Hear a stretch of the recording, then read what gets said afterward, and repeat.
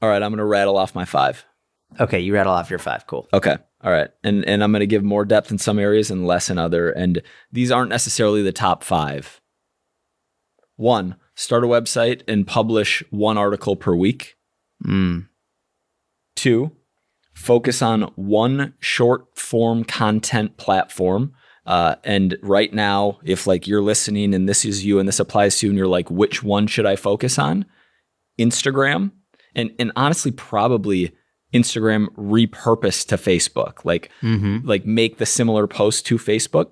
And the reason for this is, 1, like there's a lot of glamour metrics on TikTok right now relative to Instagram. But 2, when you're first getting started, so much of your new business and word of mouth and like engagement on your posts is going to come from people who are friends, family, coworkers, like people you know in your life. And those people aren't going to be engaging with you on TikTok. Those people will be engaging with you, in the 15 to 60 demo on Instagram and in the 50 to 90-year-old demo on Facebook. So being on those 2 places, making content consistently.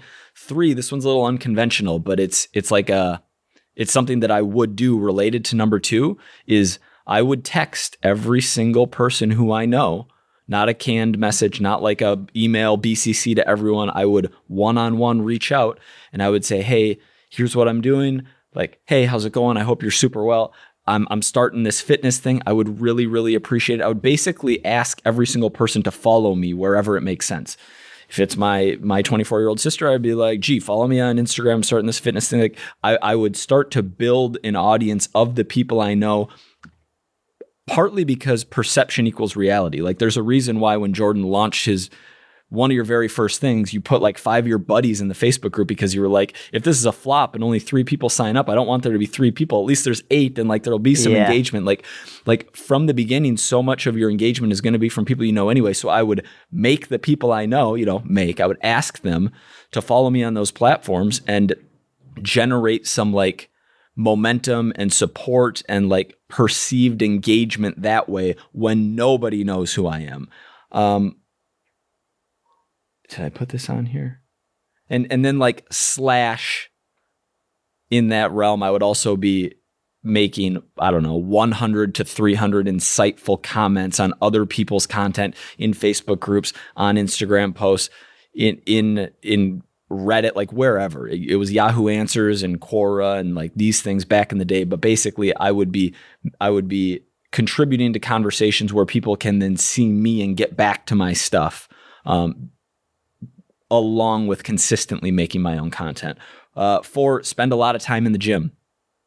I'd spend a lot of time in the gym. I would coach clients in person in the gym.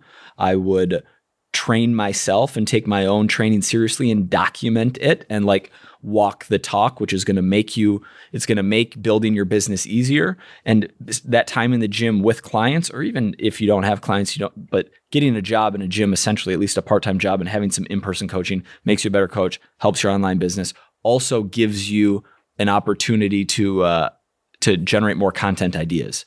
You see mistakes, you see questions people are asking, you see so you can document your own, you can document other people.